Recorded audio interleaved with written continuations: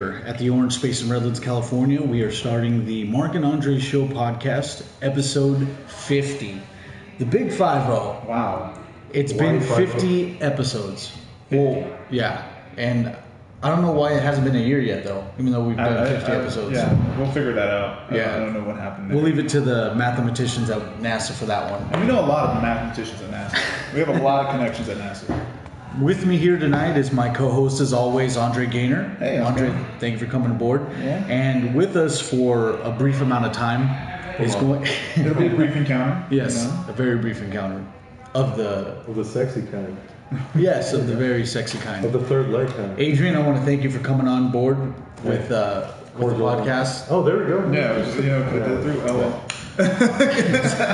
Stay back, sound guy. Thanks for having me, man. Oh, it's no problem. It's an absolute pleasure. I wouldn't have it any other way.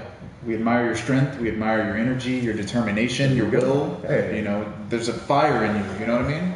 There's a fire in you. I am pretty fire. I like that. Thank you, guys. Thanks for the kind words. I really don't get, nor do I deserve any sort of kind words. I see. It's fine. A modest man. Modest, humble man. He's on humble ground. I like that. I want to thank you guys for tuning into the Mark and Andre podcast show, the only podcast show that deals with film, entertainment, and conspiracy theories. And we're also live streaming on the PlayStation Network as well as YouTube. Yes. Yeah, and that YouTube channel is called, not Sound Guy, but Adrian. Mr.StreamThing GTP on YouTube. Just youtube.com/Mr.StreamThing GTP. Check us out at GTP Official on Twitter and Instagram. Oh, my first cameo here. She's like, slams it? All right. Anyway, let's get the commercials out of the way real quick, and then we'll delve into what the topics we have to talk about today here on the Mark and Andre Show. Hello, this is from the Market Podcast channel. Time to take a break here. Oh, this is. Oh, yeah. It doesn't work that way. It doesn't work. Okay, we're used to the podcast. Yeah. We can get away with just pulling out some beers out of nowhere. Brief second. I know. Lines of coke. I'm geniusing. I'm geniusing right now. Hold on. There you go, man. I'm geniusing. That was Dusty Rhodes used to always say. Genius. I'm geniusing. When he used to do booking. With GAMESWAPPERS. Game swappers. No one's game swappers. Well, I guess it's pretty much taken care of right now. Yeah. So game swappers, so you have to deal with the live stream that we have here on YouTube. Game Swappers is a retro game shop located in Montclair, California. It's 4520 Holt Boulevard. They deal in very older games. Very old games. Yeah, exactly. The Nintendo, from the Nintendo to the Nintendo 64, Super NES, etc.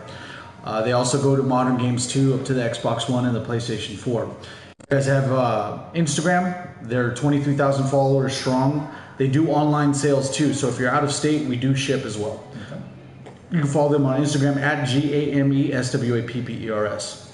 There's going to be a retro sort of trade event going on here at the Orange Space coming up pretty soon. Yeah.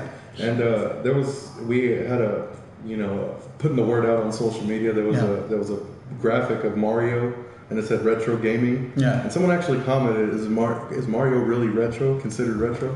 And someone replied, "It's been 30 years." Yeah, it's been 30 years. Kind of a pioneer in a sense. A lot of gamers died between the 30 years.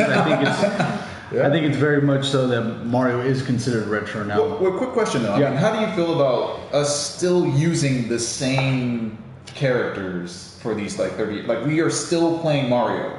We're still finding new ways to play Mario. Yeah, well, that's what happens when you get something that's timeless. Right. That people, that's always going to be a staple in whatever gaming or sort of entertainment like that. It's never going to fade.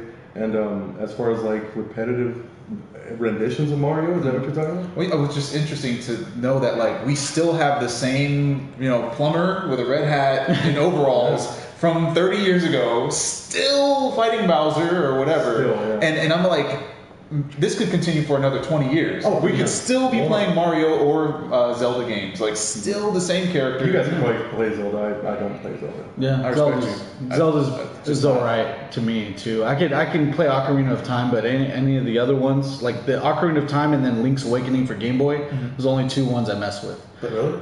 All the other ones, they get way too complicated. I don't like the whole like part of adventure where you have to get one item to progress to here, here, and there. Like it gets too vast, and Too much effort. and with us having jobs, other things to do, podcasts, etc., it gets hard to try to complete the adventure, the endless adventure of Zelda. Game, basically. It's too busy. Yeah. Too busy to be. I'm too busy watching wrestling. You know what I mean? Before we get into the other topics of tonight's Mark and Andre show, which include what's going on underneath Antarctica, the odds of extraterrestrial life here in our galaxy, and the other one is a retrospective on Barack Obama's 8 years as president. What the hell was that? That was Godzilla. Godzilla. Shin Godzilla. Shin Godzilla. Godzilla Obama. I wanted to do a quick review on the movie Silence. Andre and I saw the movie Silence last night. Martin Scorsese's newest film. It's What? Interesting work. I don't like that response you had. Because Martin Scorsese pretty much. Yeah. And flawless directly. Flawless technique-wise. exactly.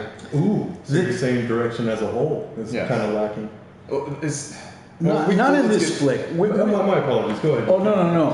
But with this movie, it involved Andrew Garfield, Adam Driver from The Force Awakens fames, and Liam Neeson. Those three really came together in this film. All of them used their signature traits within the film. Signature. Yeah, signature moves. Well, like their signature slams. like their abilities. The Adam Driver was The Adam Driver. It's always my favorite signature move. His there's their abilities that they're known for in acting. Like Liam Neeson is known for actually putting on great dialogue, and Adam Driver is kind of his gimmick for now is more along the lines of just saying words that get amplified in post audio because his voice is very bassy. Booming. Yeah. He's got a booming Who voice. was Andrew Garfield? That's The guy used to Yeah, and what we saw from Andrew Garfield in this film was his range. Yes. This dude. or lack thereof. No, Actually, no. I was surprised by the level of range he had. Really? Like this was the best I've seen him. Really? Yes. This dude was literally like tortured through the Okay, whole now what's the movie about? The movie is about two Jesuit priests going into Japan in the 1500s to rescue another Jesuit priest.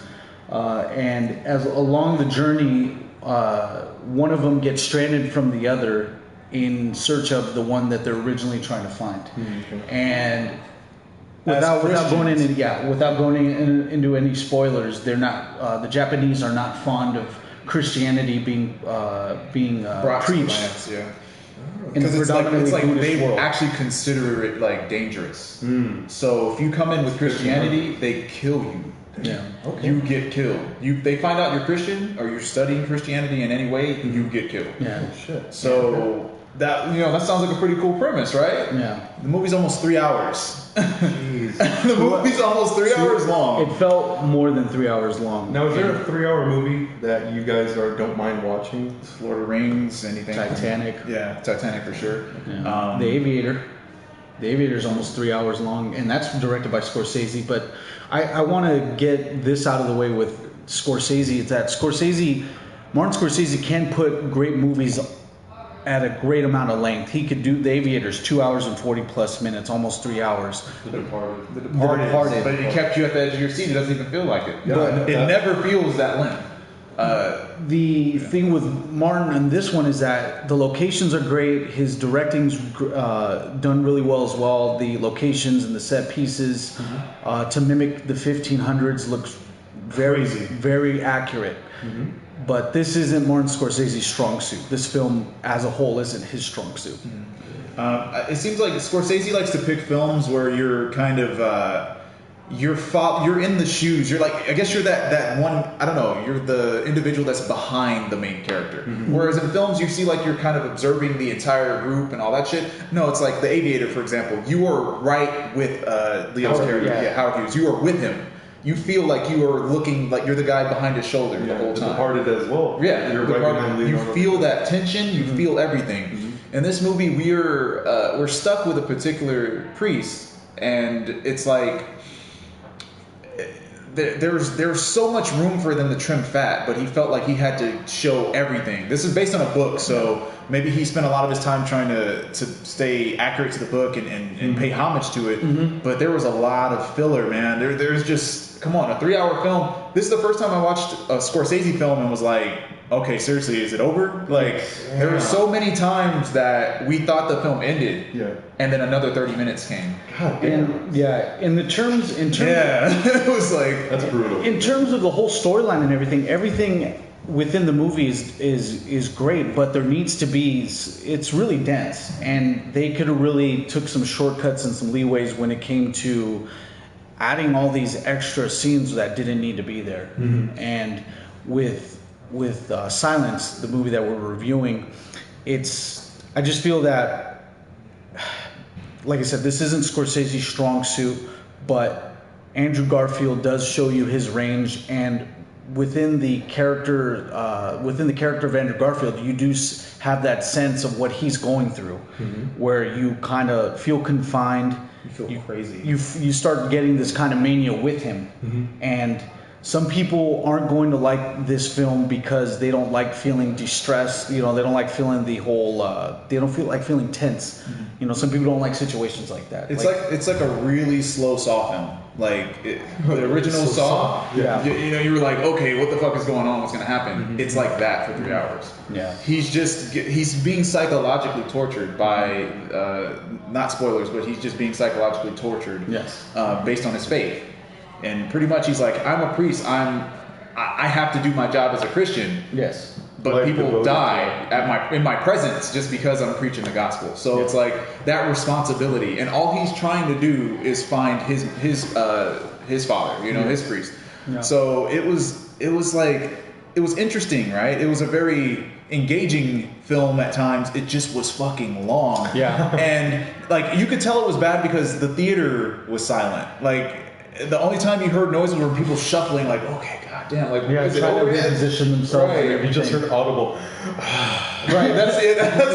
Oh, and there's no music in the film at all. No music at all. No music at all. score, So nothing? no, there's no just atmosphere. Because it's in the 1500s. Yeah. There's a lot of time being spent out in abandoned huts, and it's like the environment is pretty shitty that these creatures have to live in and hide. Because if they're anywhere, like let's say, like this is the city, right? If we're seen anywhere in the city, we're dead. So we have to be out in the outskirts, in the dirt, in the hood, eating like rocks and shit. It's like a solid 45 minutes could be cut out. What is Yes, that's actually perfect. Yeah, like 45 minutes could have been gone. The ending, we had like 3 ending experiences. Like that felt like the movie could have just stopped and we would have been cool. But they kept going another like 30 minutes, and after that, I was like, okay, that's a good ending. We can stop there. Yeah. Please stop there. And then it fades to black, and then another thing starts happening, and it's like, okay. And then it ends on the worst note. Like it ends, and we go, that's where you stop the movie. To where it goes onto this very conclusive ending. It sucks because we can't spoil shit. Yeah, but we'll keep it general and overall. Oh yeah, what were you gonna say? No, just the overall, go ahead. Overall, this isn't going to be a movie for everyone. No. Silence is not going to be a movie for people that don't like feeling the protagonist's distress. This is a good movie, but there needs to be some fat trimmed off of this movie, and not a lot of people are going to like it. But I did enjoy the fact that Andrew Garfield did put on a tour de force, not an Oscar-winning tour de force because of the movie itself surrounding it, but another compliment to the supporting cast for maxing out, because they saw that Andrew Garfield did it to his fullest ability, and Liam Neeson and Adam Driver did it as well. And on another note, I think Scorsese was just trying to get Asian actors paid. That's really what it felt like. No, not even like. I really felt like he was trying to put some money in these Asian actors' pockets, because the performances from the Asian actors unfortunately gets overlooked.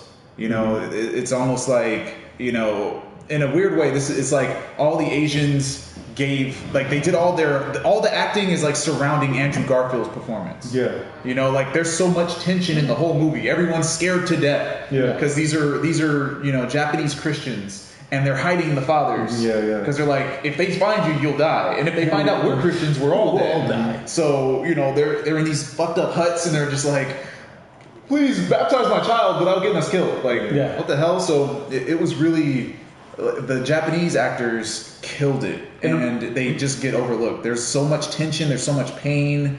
It's agonizing. This film is fucking agonizing. And it's not for everyone, right? It's not for everyone. Yeah. Don't take your girl on a date to see this shit. Don't do it. Like, this is Like, really. I don't feel good. I'm going home. This is for people. This is actually for film buffs. Okay. Yeah, I highly suggest if you like Is films. it one of those Yes. prestigious? Yes. What do you call it? Oh, no. Yeah, people use phrases like There's waiters handing out caviar when we were watching this movie, and Right. there was retractable seats. We really had reclining chairs. No joke. Yes. Like, not even a joke. really It was nice. pretentious. It was really pretentious, and it's like ambitious too, because a lot of, I'm telling you, the directing was spot on, and Scorsese, like in The Departed, Scorsese went nuts with moving shots. He's all over the place with them.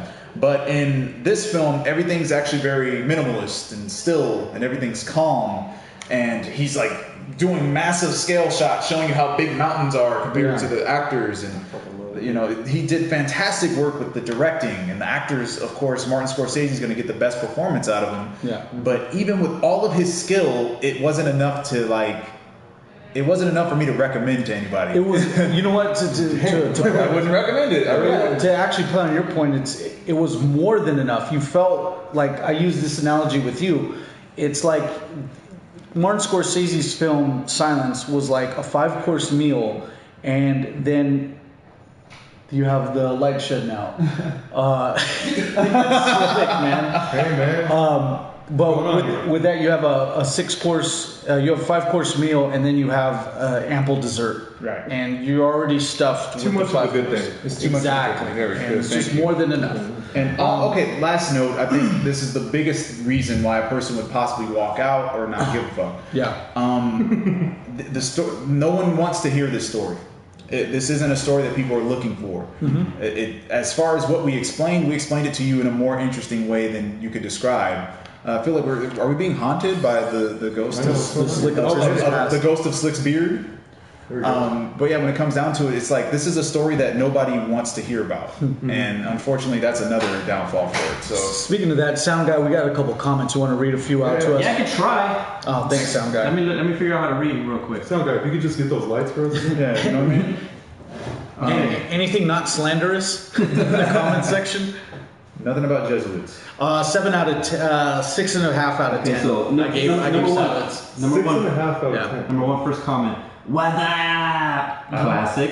What's up? In return, Chilling. kicking it. Anything of substance? Okay, Sleaze McGreaser says, "What kind of game is this?" And then he also says, "These graphics are crazy realistic." That was good. He's performing tonight at the Improv. Damn, Martin Scorsese. Would you say? I don't know, because all right, the person that Martin Scorsese is, like you said, it's not a story that everyone's going out to see. Yeah. Right. But it's a story that needs to be told properly. Yes. Just too much of it. Well, I really want to hear put the whole book in there. I want to hear the spoiler review of this. You I had to tap into it. Yeah.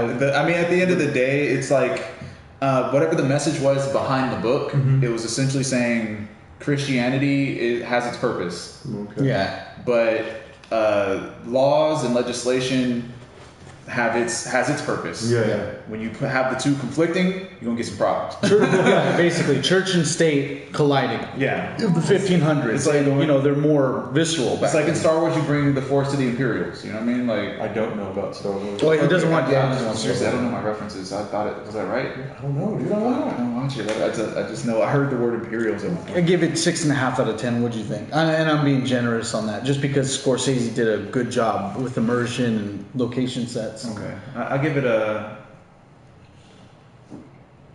76 out of 100. Okay, that's good. We'll do that for Silence. So film buffs can watch it. Regular general audience, moviegoers, popcorn moviegoers.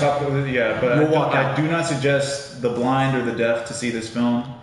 I don't think it would be enough for you to really sit around and stay there for it. So. Nice. Big Nugs asks, "Could you compare it to Nocturnal Creatures?" What is that? In comparison to Nocturnal Creatures, Silence essentially is different just based on the fact that the titles are different. And when it comes down to how the initial title is set for the film, if they're not similar, there's no way to compare the two. Oh, well put, man. Damn, that was a good save. So the next topic that we have too, last week? Or no, this week. It was on Tuesday. Barack Obama did his farewell address. Oh, how was that? I didn't see it. That was 8 years of the man, and it went by that quick. It went by very quick. Did you see it? No. Yeah, that's what I'm talking about. And I voted for I was like, get the fuck out of I'm here. waiting for Trump to get in. To see what happens, right? So we can finally get this party started. Like, in all seriousness. Oh, sorry. I don't want to divert from what I want to say is that this has been 8 years with this president, and it's the first African American president. One of the the combo breaker. Probably top five combo breaker. top 5 public speaking presidents. This guy was able to cut a political promo. Yeah. You know, he goes up there with the likes of JFK and Barack Obama, and I don't have the live footage of Abraham Lincoln's freestyle at the Gettysburg Address. I don't have that. The mic drop at the Gettysburg. I know. The mic drop at the Gettysburg. The first mic drop in the history of America. But I mean, this guy was my first president of my adult life, and with that, you kind of focus in more politically. Yeah. Did you vote for Obama? Yeah, I did. Okay. For his first term. After I realized that voting really doesn't do anything. Yeah, I'm with you there. I didn't vote after I voted during Obama McCain, but not during Obama versus Romney. It's funny. Political Mania 28. Political Mania. As a black male, I was literally forced to vote for Obama. Like, not even a joke. My mom was considering. She was like, if you don't vote for Obama and prove that you did, you have to get out of my house. So that's how Obama definitely got the black votes. Hey, props to the people that are making the Obama sweaters. Those Obama T-shirts, the long sleeves with like the printed shirt or the printed JPEG, The airbrush. the caricature of Barack Obama. Looks more like Tupac. The way he was able to, his speechwriter mainly, but the way he was able to actually bring out his speeches, like every State of the Union, he put it down, man. He was an actual great public speaker. It was like Tupac Obama, man. Tupac Obama, that's right. Or Tupac Obama, or The Rock Obama, like he could cut a promo, man. Yeah. I really fucked with just his personality overall. I think he's one of the first presidents that really. I mean, around the time that he got into office, we don't even got to get deep with this, to be honest. No.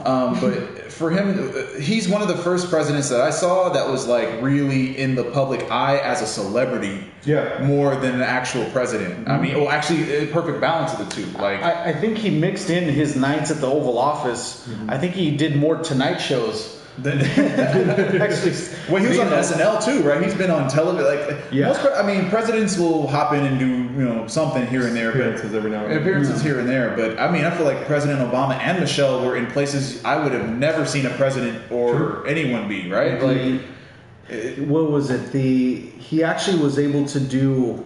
So he did a bunch of. Oh yeah, he did a bunch of ecstasy. My example with this is that Bill Clinton did the Arsenio Hall show, and he performed. He did the musical performance with the saxophone. Right. But that's only a certain percentage. That's only like 1/10 of a percent of what Barack Obama did in the 8 years that he was president. Yes. And he's been everywhere. I don't think he's been in any films though, right? No films. No. But he's been all on television. He's been The Expendables.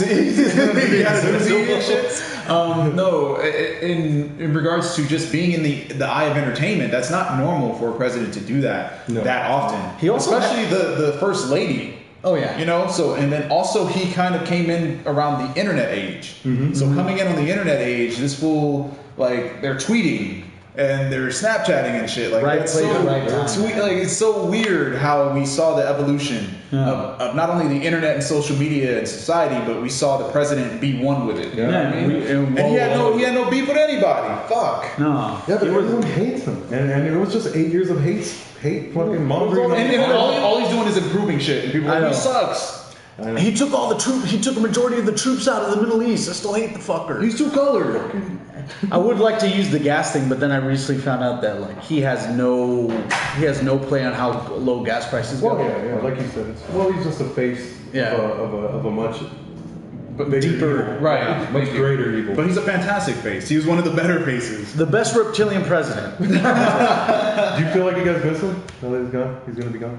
You know, in a weird way, I don't believe. He's always going to be with us. He's it's like he's always gonna, it's kind of like Jiminy Cricket, man. It's like, you know, you wish upon a star, Barack's going to show up. Barry will be there. I don't know. It's like, yeah, he is gone. I think I'll really miss him when I see what Trump does.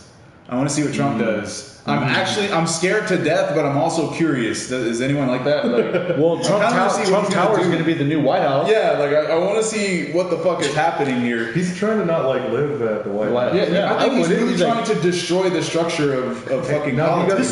This place is 3-star accommodation. I'm not staying at the White House. Right. Like, come on. There's only 4 chefs on staff 24/7. Forget that. The Trump house. Like, and everyone's in the fucking, like, I don't understand how this is going to work. I only take the finest of hot dogs. Thank you, at 3 in the morning. I mean, what do you guys think? In all honesty, do you think he's going to fuck this shit up? Get us into a war with Russia or some shit? Or? Now, him and Putin are boys. He's going to only go as far as the people behind him will let him. Sound guy, anything good so far with the comments? One second. Oh, he's motherfucker's hacking the mainframe. He's hacking the mainframe to Facebook. But with what do we have, Sound Guy? We have any interesting comments here on the live YouTube stream? I like how he's devoted to Sound Guy. Yeah. I'm sharing this shit. I'm not over here playing fucking puzzle quests. I'm all like, come on, Sound Guy. Come on, Sound Guy that does the internet. You know how to work the internet. Yeah, hit all those fancy buttons. Landa Calrissian says, Obama to Hitler is like comparing apples to genocide oranges. Hey, no, honestly, that's true. You're not that far off. You're not that far off. I don't think. Trump, and then Big Nug says Trump is going to be a puppet. He's like going like all presidents. Yeah, that's very true.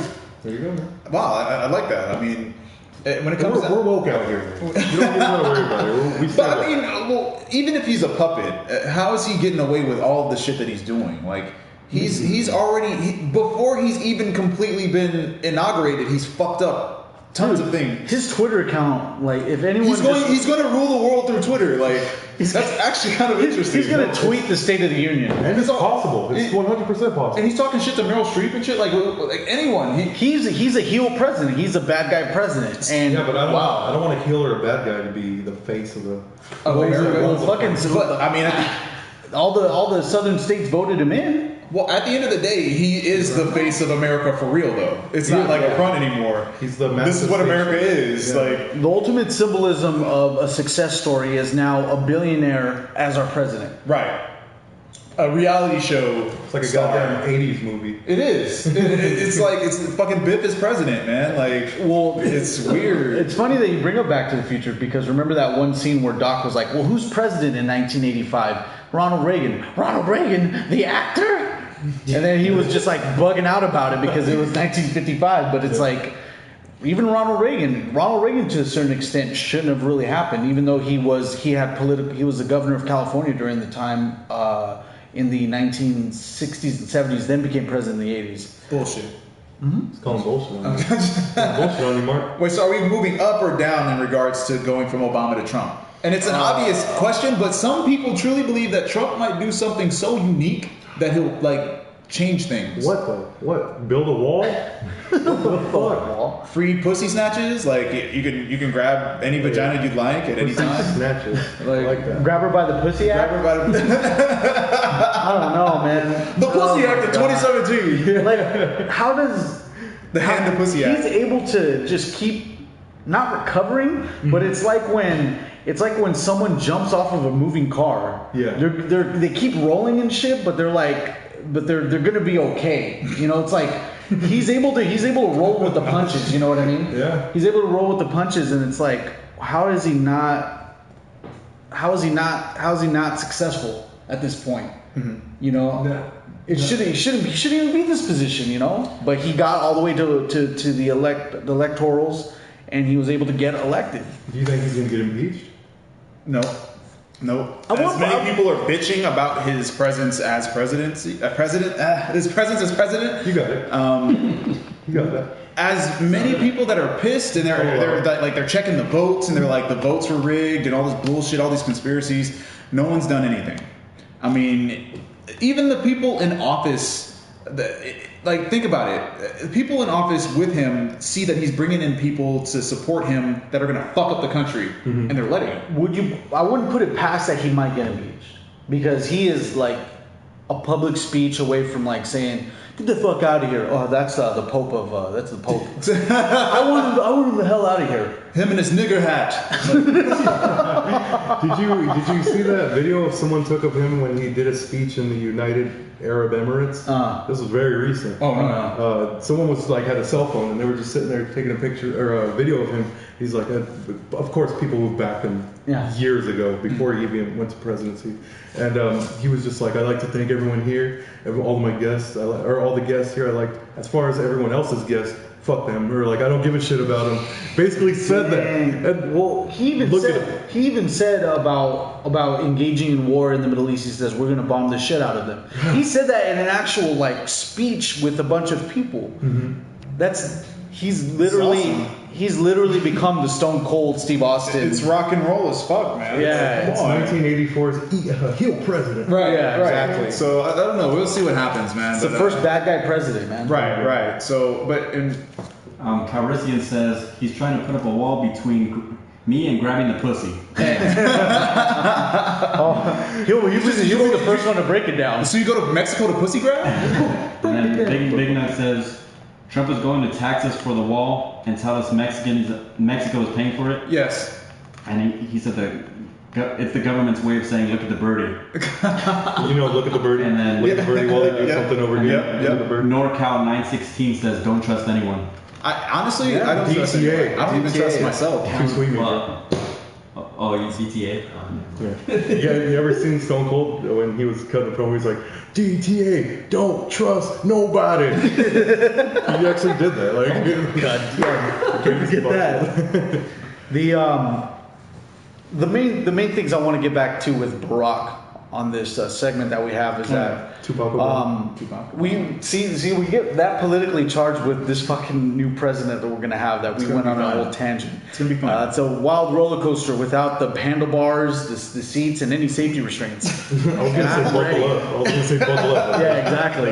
No, this is a different. This is No different kind of buckles and ride. loops immediately. But what I appreciated from Barack Obama is that he had so much professionalism and He had so much soul. being He was definitely a funkadelic soul brother. He was different from the other presidents. I don't know what it was. I just can't put my finger on it. I can't put my finger on it. The one thing Going dark here. I think, Andre, you can attest to what I'm going to say here is that What the fuck does that mean? is when Because I'm black? That I'm supposed to know what you're talking about? Huh, motherfucker? well, you feel me, right? You feel me, right? You feel me. Phil Collins, where you at? But you can pretty much be on the same plane I'm on with this one. Is that a minority in his situation is going to be scrutinized a lot more if he screws up, and he is very limited to those screw-ups. Yeah. You know what I'm saying? Hold on, we'll hide you, dude. Yeah, please. To where he was super professional 24/7. Yes, he was. You know, he was the only president with a lineup that was fresh all the damn time. Waves and And I everything. think Joe Biden actually became black at the end of this Well, presidency. Joe Biden has a black girlfriend. Yeah. Yeah. Oh, what? He's the first single vice president? I always thought that there would be Side like piece. I think they call Yeah, it it's a little side side piece. It's bro Biden, dog. Like, Joe Biden. I like he's the that. man. I fuck with I you. would like a single president. He's all like, I have no wife to worry about, but the only wife I care about is a good old U.S. of A. There we go. You know, that would have been a Very good. good. I'm married to America. I'm married to America. That would have been a This good. dick is for everyone. I could appreciate the professionalism from Barack Obama, the way he was able to sway a crowd with his speech. The other thing too is that he was actually able to get young people to vote, Yeah. And he was a dope baller, too. and he could play basketball. He was the one to get a basketball court inside the White House. Is that a They ripped out Ronald That Reagan's. was real. People I don't know if they- mad. Like, Fuck them. oh, That's he's awesome. gonna bring this goddamn basketball into my White House. He's gonna have barbecues with all his niggas. Come on, man. Just give him an opportunity. If there's anything I know about the White House is they hate themselves a pickup game. They do. They You do. can imagine, like, They're called out on the spot. I don't want no basketball court in the White House. I'm never going in. I'm never gonna see. Ronald Reagan actually built a bowling alley. So what's Trump gonna build, a sweatshop? Whorehouse in the back. Dang, a little pink, like a pink house. keeps an You open guys don't ask what the pink house is about. That's up for me and my constituents. Open pussy policy. Me and the day laborers that I Always hired. two pussy whips and you just open it up. The day laborers that he hired to build the wall, they're gonna have the pink house in the back. Hey, well, this whole fucking grocery bag, 10 cents per bag, that's building the wall, bro. That is. That's You don't know happening, that? man. Every bag. That's a whole. I don't even know where the 10 cents goes for the bag. It's going to the build. wall. It goes into the city. Oh, We're gonna have it built. It's going to the wall. 2 years. man. Build 2 the years wall. into 2 years or less. Yeah. Or more or less. And then Guys, look at the birdie. Look at the. when Paper grocery bags. when he said Mexico's gonna pay the bill, does that mean Los Angeles Oh, real or Mexico? just East LA? Maybe just East LA. Okay. Yes, sound guy. Okay, so- Sound boy. Sound boy's better. Disrespect, man. Come on, sound boy. Say sorry. Okay, I'm sorry, guys. Sound mail. Sound mail. Okay, so Big Nugs had asked, what did Obama say to Bill Cosby at the White House? And then later on, Calrissian responded with, Obama is the Bill Cosby. Obama is Bill Cosby. Took advantage of the sleeping public. Oh, Ooh, man. nice. So I feel that you guys don't fuck with politics in any regard, which is fine. I mean, at the end of the day, politics is just, a big show. It's the Wizard of Oz. You're just seeing the big face doing bullshit, and there's just some pussy ass white dude in the back. But at the end of the day, the public responds to what takes place from who we supposedly believe to be the leader. And Obama was a great face, a great persona of a leader for America, despite maybe his decisions not being exactly fulfilled or whatever wishes he wanted. I know a lot of people in my community are like, he didn't do shit for black people, but he never was going to get that opportunity. Yeah. But A little lower on the list. yeah, a little lower. He has wars and shit to deal with, and gay riots and dudes blowing up Boston. And He actually saved Detroit. Saved it? The auto industry though, but that was it. But shit, still looks like post-Iraq. Well, I mean, at least he was able to save the auto industry. I could get, I don't live in Detroit, so I don't have to worry about that. But it's like he saved the auto industry. That's like one of the good things. Plus, he was able to take the troops away from the Middle East and Put him somewhere else. He was able to move the troops. He was just able to move from one place to Adjust another. them. Able to perfectly surround the Middle East. well, NorCal 916 said Obama bombed Pakistan first day in office. Obama continued all Bush's work, Patriot Act, etc. Yep. Not Bush- to mention all the drone kills. Look it up. Yeah. No, we it's already true. know, but he was Bush looking. continued He everyone was else's looking work. good when he did it. Yeah. He did it really cool. Boy was looking fresh. Didn't we say the only president with the freshest lineup waves? The freshest lineup, period. I mean, come on. Those gray hairs came in quick in those 8 years. They did. He was in a wheelchair by the end of the. He was in FDR mode with a blanket over his legs. Damn. I want to thank all y'all. It's a stunt double, He was dude. bald, man. It's a stunt Like double. Professor X and shit. That's not Obama, dude. That's a reptilian. Oh man, it's always those reptilians, man. But Blacktillian? it's gonna, as a retrospective, I wanted, since Barack Obama usually hears our podcast, I want to thank you, Barry. Let me get that. Thanks, man. You know what? They actually made like 3 movies when he was in office. Yes. They made like 3 biopics of him. Yes, they did. So yeah, that's been crazy too. But I mean, is there any last things you guys wanted to recap with Barry No, as our president? Get him out. Get him the out. POTUS. Get him out and bring in Satan. Yeah. Bring him in. Bring in the hell Satan. Bring in the Exotic Express. Yes. Ooh. I like that. Who's this? I don't even know who the vice president's gonna be. I think he's just gonna buy out that spot. It's like, I bought out the vice president. There's no vice. No, there's president. going to be a show. I know they're gonna have the Presidential, Oh. Vice P or something. It's gonna be the animatronic Abraham Lincoln from Disneyland. He's just gonna like Danger, Mr. Robinson, danger. Oh, The Apprentice. Vice President. Yeah, It's gonna be Alf, the puppet, the vice president. Hey, I don't think that's a good move, Donnie. Let's see who's current. Kermit the Frog. Kermit the Frog. Kermit the Frog. Perfect. First lady's Miss Piggy, or the first vice. First vice lady. How about that? You're wait. Grab the pig by the pussy. Yeah, the first lady is gonna be actually someone you want to bang. Yeah. Okay, so Ivanka Trump, right? That's her name, right? Ivanka. Yeah, Ivanka Trump is Foreign. going to be the hottest first lady. Can we all agree with that? Yeah. I'm a Michelle Obama kind of guy. No. Soundboy was telling me that he was a Nancy Reagan guy. Rest in peace, Nancy Reagan, by the way. But yeah, you had the hots for Nancy Reagan. Jackie O, my friend. Jackie Onassis? Oh, okay. Jackie O Nalgas, homie. You knew her by her surname, man. That's what I know you did. Or as I like to call her Jackie, that ass. Ooh. Hey, you know what? Buddy. Jackie Kennedy, she actually knew Spanish too. When the book. You have a chance. No, Yeah. well, she had a little Spanish in her. Me. Second guy. Okay. 15 years before I was born. Yeah. That's right. That's my boy over there. I'm gonna get you guys know that. Soundboy. His soundboy. Once again, guys, you guys are listening to the Mark and Andre podcast show, the only film, entertainment, and conspiracy theory show on Spreaker.com. Also live streaming on the... Mr.StreamThing GTP on YouTube. I'm here with Adrian. I'm also here with Andre, my co-host. And the next topic we're going to be discussing gets a little dense, but I want to make sure to bring it up to a general level. That way people can understand where we're coming from. The South Pole, Antarctica. It's a big mystery because no one's able to occupy it with their military. There's several other countries that claim certain lands of certain parts of the land of Antarctica.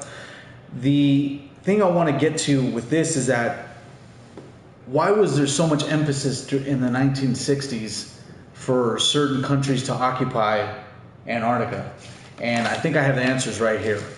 Untapped resources. Exactly. There's several speculations on why there was interest in Antarctica. Now, there's the whole idea that Adolf Hitler didn't die, that he essentially went to Argentina first, and then from Argentina he went to Antarctica with a bunch of SS submarines and U-boats, and then went underground. And there's a secret Nazi occupation that basically waited out the whole war until they were able to initiate Operation Paperclip, which brought SS officers, SS scientists over to NASA. Yeah. Yeah. Oh yeah. No. I've actually heard of that. Okay. They brought in a bunch of Werner von Braun was actually all German. There was nothing American. Oh, look at the name. There's nothing American about Vernon von Braun. He was the head of NASA. He was the first chairman of NASA, and he was a German scientist. So that's what Operation Paperclip is. That's the same operation that brought Albert Einstein over to the United States and thus gave us nuclear weapons. So there's tons of speculations of what was going on with Antarctica, and a lot of people, even before the pyramids, before ancient Rome, were now dealing with the fact that people think that Antarctica was actually the original location for Atlantis.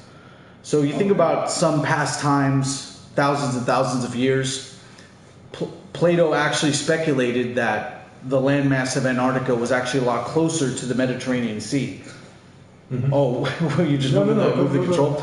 So he thought that that Antarctica was a lot closer to the Mediterranean Sea, and there was a spokesperson that basically said that due to the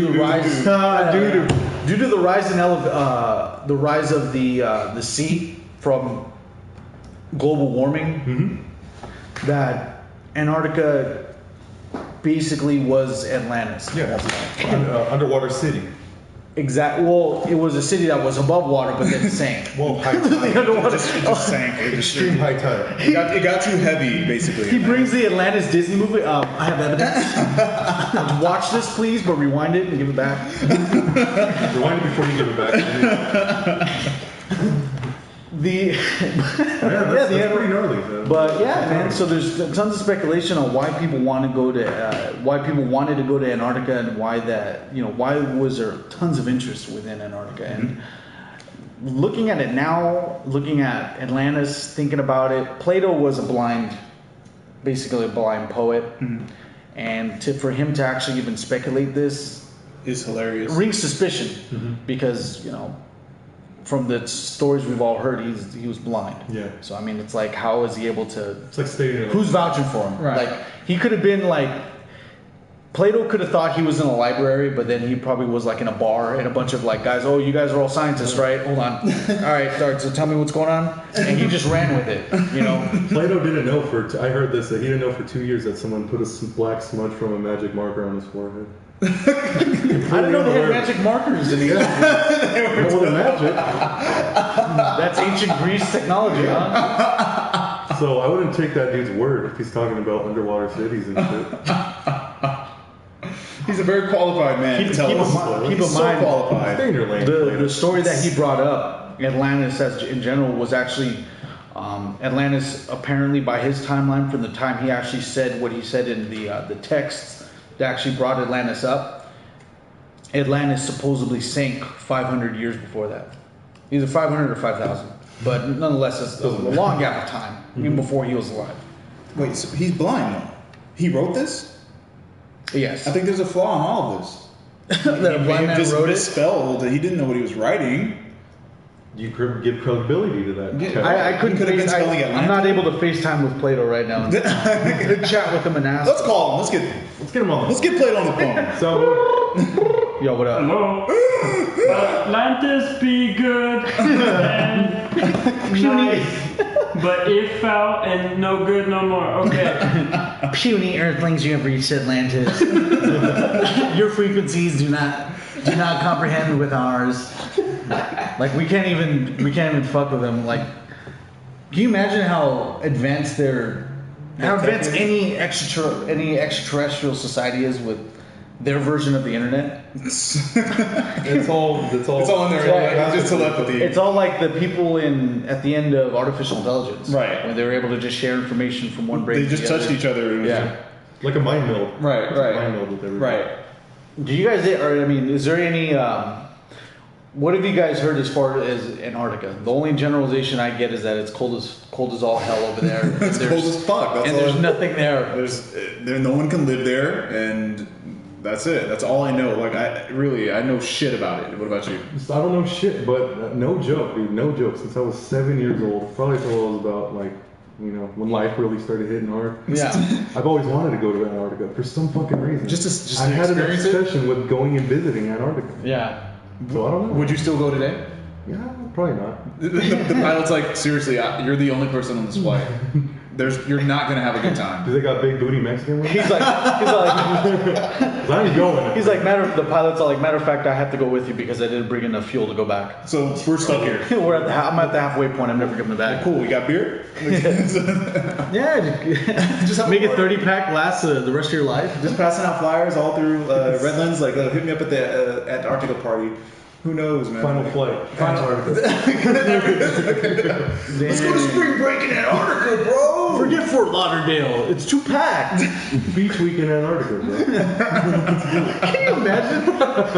Some dude in shorts They and landed at Antarctic airport. And they're all like, hey, spring break!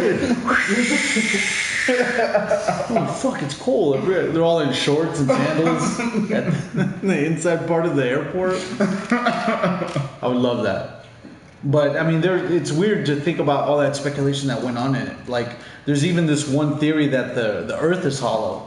Mm-hmm. Oh, and you're going to have to head out. Yeah. What? Okay, well, you know what? It's great to have you on board, Adrian. Hey, can I come back, dude? You can definitely come back in if you want. Before you head out, why don't you give a couple plugs for your channels? Nice. Hey, you guys for sure need to come on to the podcast we do every Thursday here. Okay. On Mr.StreamThing, we do the 840 review. Mm-hmm. It's a weed review. Okay. But it's a weed review. It's a human review. Okay. Disguised as a weed review. So there's a ruse going on. All right. But I don't know if you guys partake, but you don't have to sit down because we have we have some topics that we were talking about last time that we need some very good insight on as far as like paranormal stuff and conspiracy theory and itself. Yay. Every Thursday, subscribe now. Mr.StreamThing GTP on YouTube. The 840 review, as well as GT Podcast. You know, you guys, another staple of Mr.StreamThing. Yeah, every definitely. Saturday. And but I believe we're going to do a special show today, right? So stay tuned later on. We're going to be back. But thanks. There you go. It's an absolute pleasure. Appreciate it. No problem. It's a pleasure to have you on board, Adrian. Pleasure being here, dude. All right. All right, get the fuck out of here. You guys have a good one. Soundboy, do we have any interesting comments? Oh, Sound Lad. Sorry. We had a comment on Instagram. So Pee Wee Jerkin says, you guys should talk about the best pit bulls in the IE backyard dog fights and the best Mexican bars to pick up old hookers like Yelp for poor people. I could throw a rock and hit a bar that's gonna have that. And as far as what dog fighting? As far as the best pit bulls, I think it's Young Shanty out in San Bernardino is possibly one of the best pit bulls that I know as far as Pitbull scouting report here on the Mark and Andre podcast show. Wow, that is extremely close. hip hop artist Pitbull himself. That's good. Hip hop artist Pitbull is That's like phenomenal. Donnie Osmond close with I don't know. I just feel like I see too much of my own identity. Close your eyes. Okay, so just in regards to as far as pit bulls that I know, man, they're dude. That's good that you're able to go on a tangent like that. This is a about loaded Pitbulls. question, man. I know. Never answer loaded questions. Never I'll tell answer you a loaded that. question. It's political jargon. So with Antarctica, there was, before Adrian ended up leaving, we wanted to get into the actual theory that the reason that Nazis during World War II wanted to go to Antarctica is that there was a theory that the Earth is hollow on the inside. Mm-hmm. With that being said, that they were able to find basically the hole towards to the hollow Earth, and they were actually able to survive, right, and make this SS Nazi utopia where all the perfect blonde, blue-eyed kids are able to rejoice and have run amok. Basically, right. It's like in the hollows of Earth. The hollow Earth theory is it's actually gaining some steam. Yeah. The hollow Earth theory and the Earth is flat. Yeah. That other theory is like really catching steam. A whole lot of it. And I don't know, man. I pray for certain people that actually share conspiracy stuff on Facebook streams religiously. Right. And they don't know what they're actually sharing. There's a lot of responsibility when you share something that massive. In regards to the flat Earth theory, it's more so about. I mean, at the end of the day, if you guys want to, subscribe to that ideal, it's kind of whatever. It doesn't change anything. You still have to go to work tomorrow. Yeah. We're more interested in the things that we have evidence and observation to discuss. Yeah. Flat Earth theory doesn't change anything here. Like everything will remain the same. Your life will not be altered, whether or not you discover the Earth is a different shape.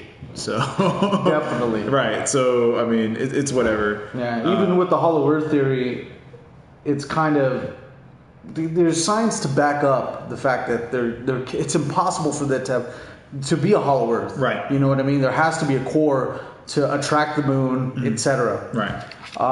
But with that, it's Antarctica. There's tons of mystery still there. There's a lot of speculation saying that the Earth's hollow on the inside of it.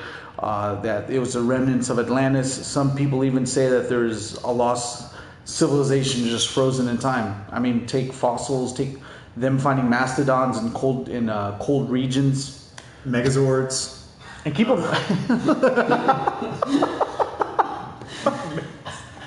Like fucking Megazords. But yes. I mean, I guess some could argue that it's super easy to make up some bullshit for Antarctica.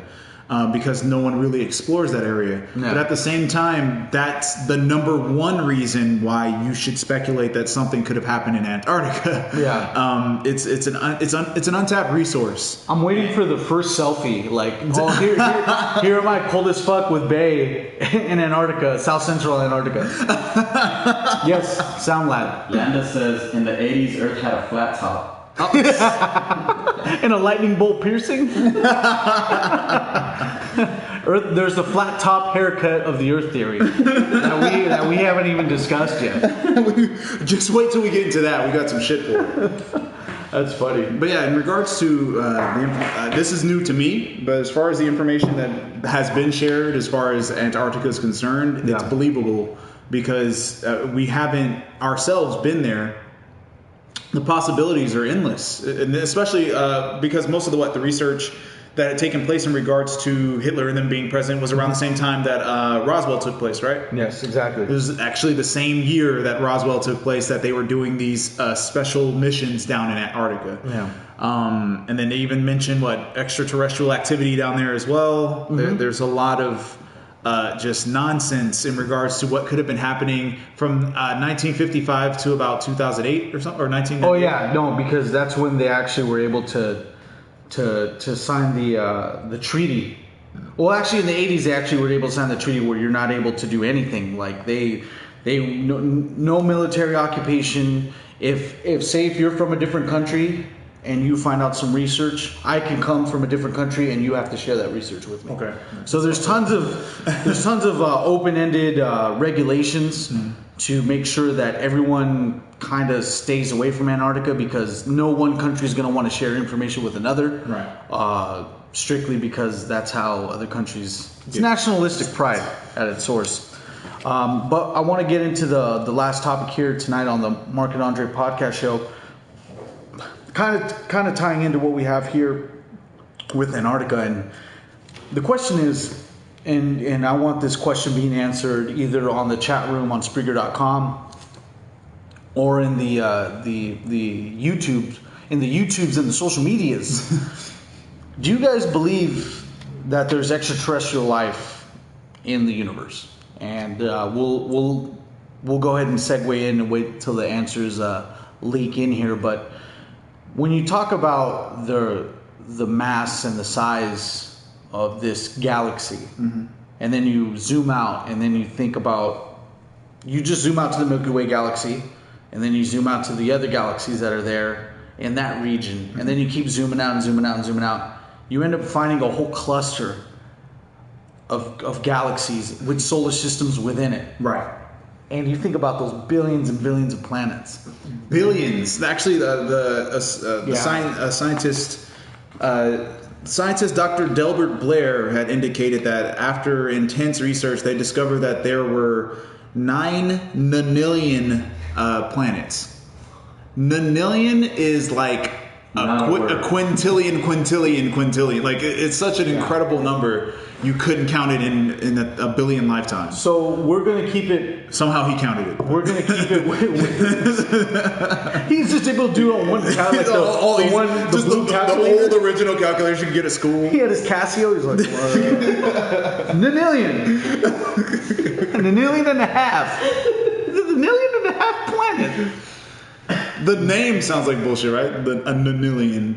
That sounds like someone's name in a high school in San Bernardino. Big time.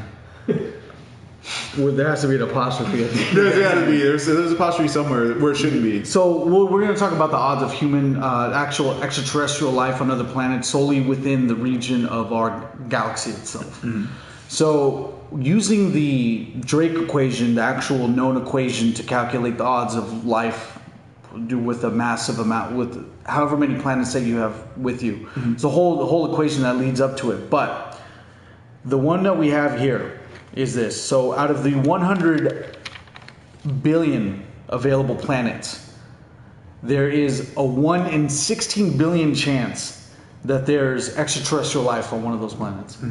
And those, if you look at it from the mass of our actual galaxy, those are pretty high odds. Those are pretty high odds. And it brings this other question too, because so with these high odds and with our civilization doing what we're doing now, we're live streaming an actual podcast and we're doing it through my phone. And this is all intergalactic. We're getting reception down to Pluto. So we could. Yeah, they're actually going to get like the first episode 45 years from now. Right. But to go into what you're saying is that we're doing something of a great technological feats being done here. Right. And it gets you to wonder that, well, has this civilization, not us in particular, but how many times has this happened in our galaxy alone. Right. You know what I Just mean? the evolution of a race and how it builds and develops into similar to what we have here. It might be just a big game of SimCity. You never know. Soundboy, you had some questions for us? No. No. Or answers for Nothing. that question? Nothing here. No one's saying Well, anything. Big Nut says, yes, there's life other than us in the universe. And then Landa had a few things to say. He said, strap Hitler to an experimental craft and crashed in Roswell. True. Okay. And then he also says, aliens have laws to not interfere with indigenous planets. Yes. And then I could definitely agree with that. And then he says, Drake can't even sing. I don't want to hear. I knew somebody was gonna play on Drake. Like, I was just Drake can't even sing. I don't want to hear his equations.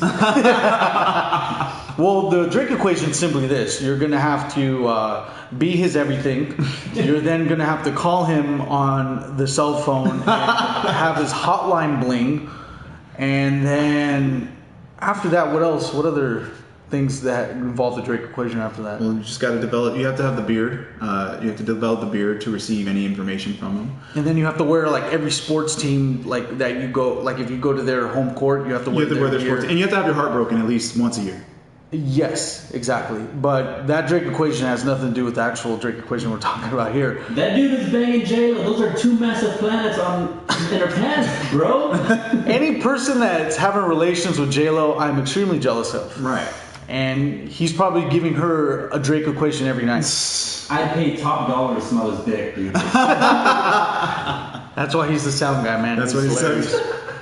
The thing what we're talking about before we went on to talking about a guy who doesn't write his own songs is that with high odds like this, it's funny to realize that not our civilization in particular, but how many times has this situation happened? You know what I mean? Right, in the vastness of billions and billions and billions of years, to quote Carl Sagan, how many times does this happen with an advanced species? Well, a species starts primitive and then it develops through its own form of evolution. Then we get that planet to be populated. Whether or not that species learns how to cohabitate and create and grow from there, that could take place, or a war will take place. There have been a number of tales of some people even claiming that on this planet that they were actually incarnated again here, and they actually lived on Mars at one point. And they explained that on Mars there was a massive war to the point where everything on the surface was destroyed, causing that reddish hue for it. And they all live underground. There's tons of people. It's all bloodshed. Yeah, it's just the blood of the aliens that was killed by the war. But there were tons of people. Look it up. People are actually I actually was born on Mars and I lived an entire life and this is what happened.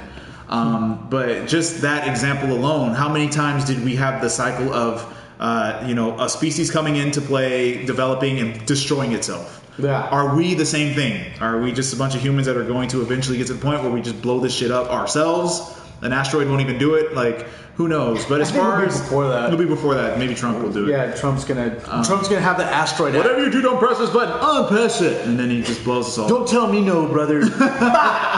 Earth eject is Earth eject. He's gonna hit the Earth eject button. But as far as come on, if you guys think of the number of just 1 billion, 1 billion planets, and that's a landmass that's bigger than the fucking nation that you're in right now. And this isn't even just life in general. This is actual advanced life. The odds are incredible, and I'm sure we can't be the only form of life. That's some conceited shit to think that in this massive universe we're the only living things that are having these discussions and going, life must be somewhere else. I'm pretty sure that one of you guys mentioned, I think we might be like cockroaches compared to the rest of the universe. Yep. We might be particles of dust, because when you zoom out, if you do some observational research and see the size of the sun compared to the other suns that they have, we are a speck of dust. If our sun is a speck of dust compared to one of the biggest suns in the universe that we're aware of, that's not even the full expanse of the universe, just the areas that we were able to manage to find. Even if you put us to a scale to even of the sun, we are extremely small, microscopic. To then you go to the biggest suns, and the sun itself is after that we become obsolete. Right, we don't even exist. We're the size of an atom compared to other planets. So it gets you, once you get the ball rolling and thinking about this, it's not a matter of being fearful. Yeah. But it's just a matter of putting yourself back into perspective and knowing that, not saying that you don't play a pivotal part in whatever you do, but you just have to, like I mentioned earlier on the last podcast, you just have to make the most of it. Make the most of it. You know? And if you really want to explore this concept, I highly suggest you get just a full syringe of heroin and just shoot up. Go all the way in. Close your eyes and just explore the vast, vast expanses of this world. And you'll come back with some answers and a new addiction. You have to start with baby steps. I recommend watching The Matrix. Watch The Matrix, then do heroin. That's step 2. And then to wash the salt out of that wound, you then dumb yourself back down to watch The Wild Wild West with Will Smith. And then you kick it up a notch and then watch Inception. And then Interstellar.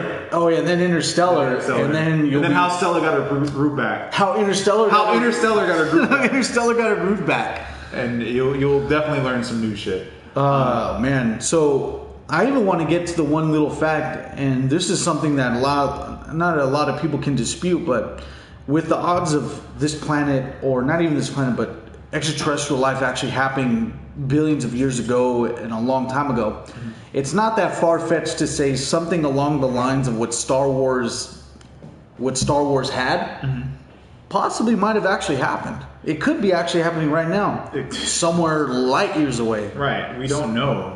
It's like, and if you dig deeper into other spiritual concepts, there's a lot of crazy shit that you could learn about the universe, man. So. But just to keep it simple, like at the end of the day, there's so much information for you to personally research and discover. But I personally believe, there's tons of extraterrestrial life. I do believe that there is extraterrestrial life interfering with Earth. Yeah. And no one convinced me otherwise. There are just a few events that have been happening in the past, like 2 or 3 years, where we've had sightings out of the wazoo. Like in crazy amounts, maybe because we have more platforms to show things going on, and people are strange enough to just have a camera recording the sky above their house. But there have been, like, since 2014, there have been thousands of sightings of extraterrestrial flight. There's been new machines. Remember that big blue light that went over LA that they apparently claimed was some other shit? It was the slowest missile launch ever. Yeah, it was a missile launch of some kind. But there's so many examples of outside life. Either they might not be interacting with us, but they may be watching. It's odd that they were able to scrub that out of social media. Right. Like, everyone had it recorded on Instagram. Everyone had it recorded on Facebook. You can't find it now. It's gone. You can't find, look up that blue missile crisis thing in LA. It's gone. Yeah. They were quick to scrub out the idea that it was just a missile launch. But if you look, missiles need to travel fast in order to be effective. Right. And this thing was traveling at a snail's pace. Definitely at a snail's pace. You know, it's just just amazing the way, everyone, there's a good there's a good cover up going on with the extraterrestrial agenda. And you brought one of the YouTube comments actually did bring up a good point, is that extraterrestrials probably don't want anyone to waste time with an indigenous species such as us. I mean, the internet could be amazing to us, but it could be probably so primitive to people because they're like, puny earthlings, not communicating with each other. Right. Mind to mind. But who knows? I mean, also you could, Earth could be a reality TV show to the rest of the universe. You don't know that. Like, this could be a big game to other planets. We might be Disneyland and they just come and observe us like a zoo or some shit. Who knows? And that was actually a Twilight Zone episode. That was? Yeah, who knows, man? This guy was actually trapped in a house, and he was chilling the whole couple days, and then at the end of when he wanted to leave the house, like, bars started coming down, and then like tourists came out, and then they just said human. And it was crazy Twilight Zone episode. But anyway, what was I going to get to with this? What kind of the comments do we have? So, because we still have a little bit more time left, I want to see what other topics we can tackle here. Or what other comments? Somebody had mentioned. Yeah. ET hacked the election. Okay. All right. Next question. And then Big Nug says there was this call to the Art LeBeau show, supposedly by an ex Area 51 agent, and he says there's extraterrestrial interactions with the humans in power. I wouldn't put it past that. And one thing to mention too, It's an Art LeBeau show, though. what? Art LeBeau's like 85 years old. He's like, why are you calling my show? Like, for real. I'm only doing requests for... Do you have a dedication? Do you have a dedication for someone in prison? Please, let me just get it routed to him appropriately. The search for extraterrestrial intelligence, also known as SETI, is based in South America, I believe. And So we have another comment here. Calrissian was playing off of Big Nugs. Says, this goes out to Area 51 agent listening to Coco and Fresno. Nice. As you were saying, Sorry. there's a... No, I just wanted him to finish that. That's it. SETI, the search for extraterrestrial intelligence, located in South America, I believe. Basically, either South America or Central America.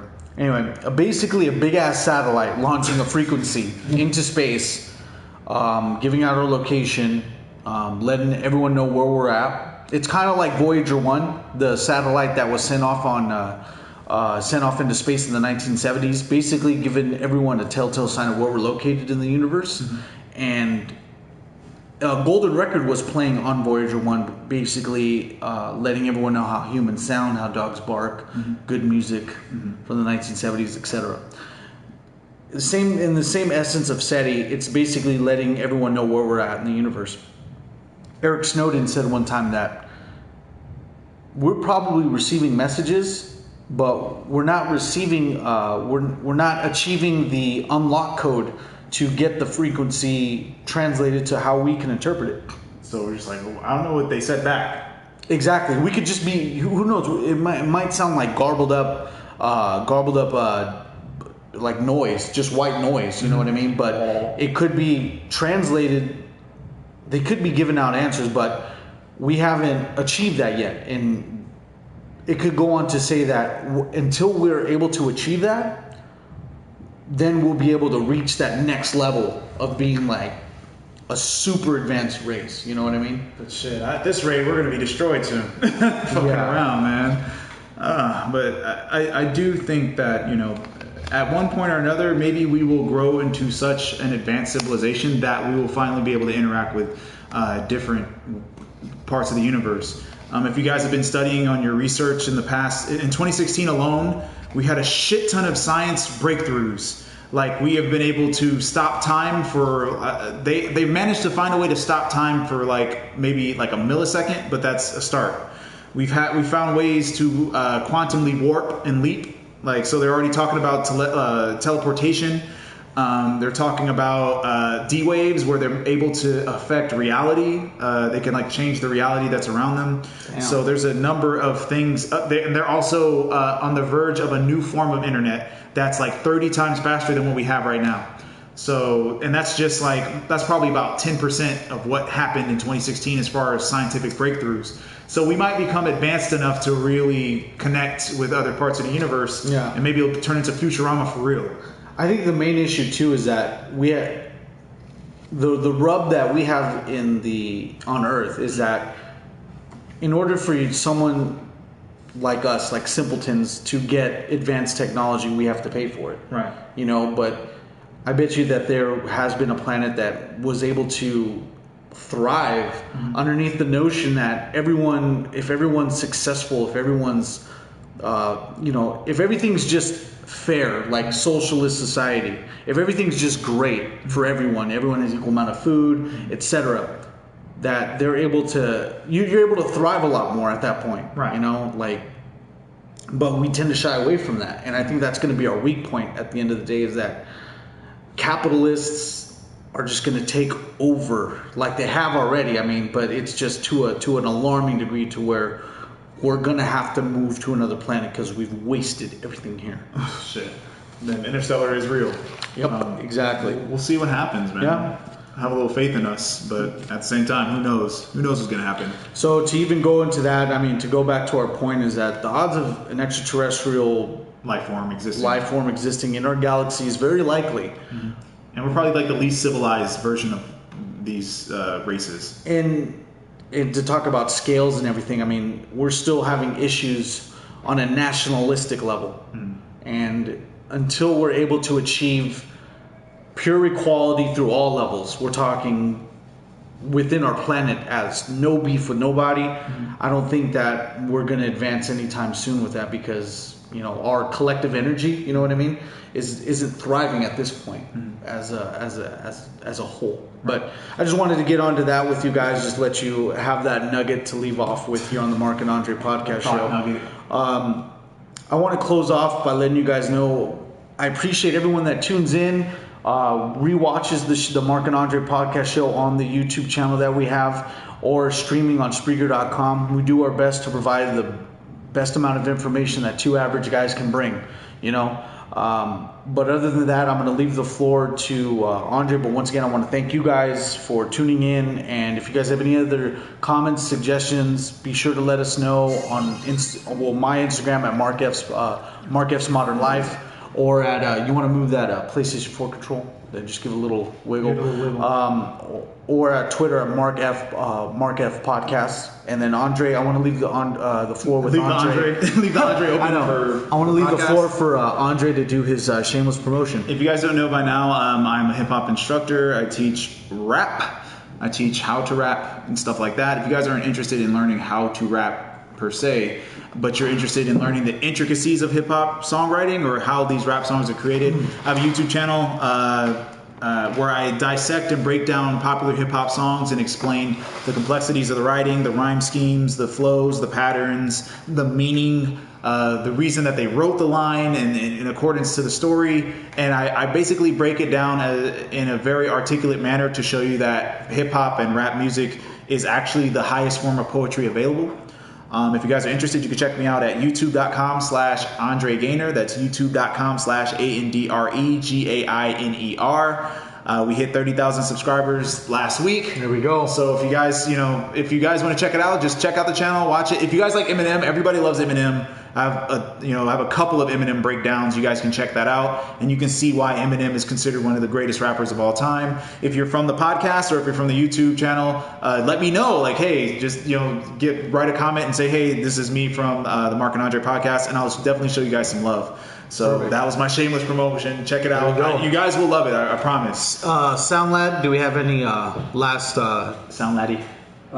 Big Nuts has said those beings were considered in the past the voice of God, like with the stories of Adam and Eve and Joan of Arc. Yes. Oh. Beautiful. I like Big Nugs. Big Nugs. Yeah, is cool. Big Nugs. Shout out to Big Nugs. He's mad intelligent, B. Yeah, Big Nugs. And that was it. Sound Lad? Yeah, that's right. Cool, man. Well, thank you guys for tuning in to the Mark and Andre podcast show. I'm Mark. This is Andre here. And we'll see you guys later. Thank you so much. We love you. And what do we do?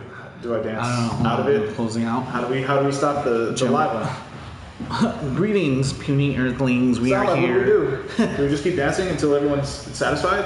We are here, you puny earthlings. This is dancing. This is what I consider Welcome to the third dimension.